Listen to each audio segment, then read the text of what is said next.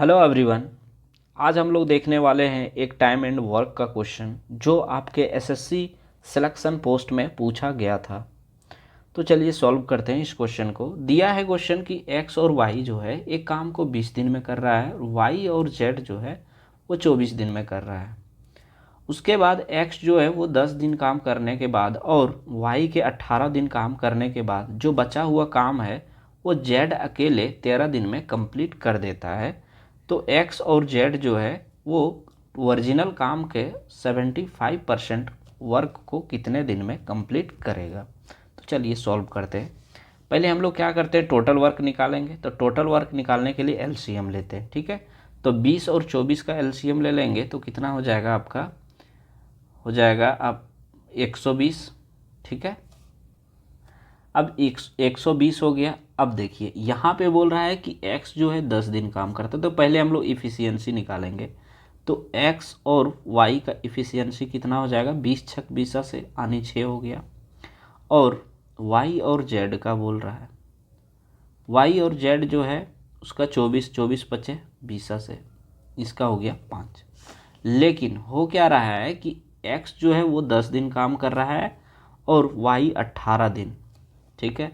अगर ये 10 दिन और ये 18 दिन काम कर रहा है तो कितना दिन काम कर सकता है, अगर दोनों मिल के करना चाहेगा तो 10 दिन काम अगर ये करता है, ठीक है। 10 दिन कौन करेगा, x और y 10 दिन करेगा और y का जो है काम बच जाता है, फिर कितना 8 दिन बच जाएगा, ठीक है। तो ये 8 दिन जो काम करेगा उसको अलग से हम लोग कर लेंगे, पहले इतना देख लेते हैं। तो ये x और y कितना कर रहा है, 6, इसका एफिशिएंसी 6 है। तो यहाँ 6 से मल्टीप्लाई कर देंगे तो 10 इंटू 6 हो गया कितना, 60। ये हो गया आपका 60, यानी 120 में से आपका 60 काम हो चुका है, ठीक है, x और y के द्वारा। अब देखिए 8y बचा है, तो y और z का यहाँ पे बोला है, देखिए ये y z है। अब z बोल रहा है कि बचा हुआ काम का 13 दिन में कर रहा है, तो 8y हो गया यहाँ पे। तो 8y हुआ तो z भी तो वही होगा ना, z भी 8 ही कर सकता है। तो z जो है, अगर हम लोग 8 को कॉमन ले लिए और ये y प्लस z, अब z मेरा कितना बच गया, 13 टोटल था तो 5 बच गया, तो ये 5z हो गया। अब देखते हैं कितना काम किया इन लोग, y और z का एफिशिएंसी 5 है। तो यहाँ क्या करेंगे, 8 इंटू 5 मल्टीप्लाई करेंगे तो 8 5 जा 40, ठीक, 40 ये हो गया। तो आपका देखिए ये 60 हो चुका था, 40 और हो गया, तो बच कितना गया मेरे पास, टोटल काम यहाँ पे आपका हो चुका है 60 और 40, 100 काम हो चुका है। अब बचा हुआ काम जो है आपका वो आ गया 20, ठीक है।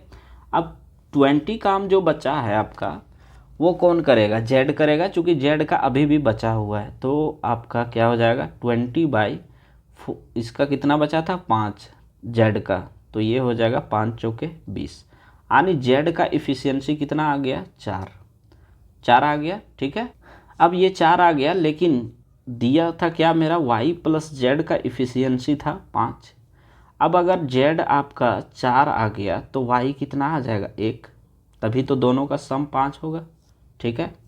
अब देखिए और दूसरा में क्या था, x प्लस वाई बराबर था कितना, 6 है, x प्लस वाई बराबर 6 था। तो y का वैल्यू जो है ये इफ़िशियंसी 1 है, तो x का कितना हो जाएगा 5। क्लियर है, यहाँ तक कोई दिक्कत नहीं। चलिए अब क्वेश्चन क्या बोल रहा है कि x और z जो है मूल कार्य का, तो टोटल कार्य मेरा कितना था 120 था, उसका 75% भाग, तो 120 का जो है वो 75% आप लोग निकालेंगे।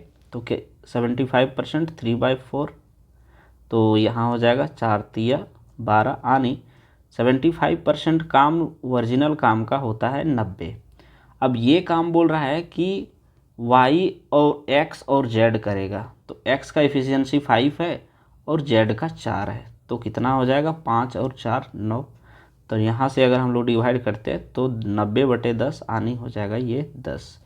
तो ये x और z मिल करके वो काम जो बचा हुआ 75% काम जो है वो 10 दिन में कंप्लीट कर देगा।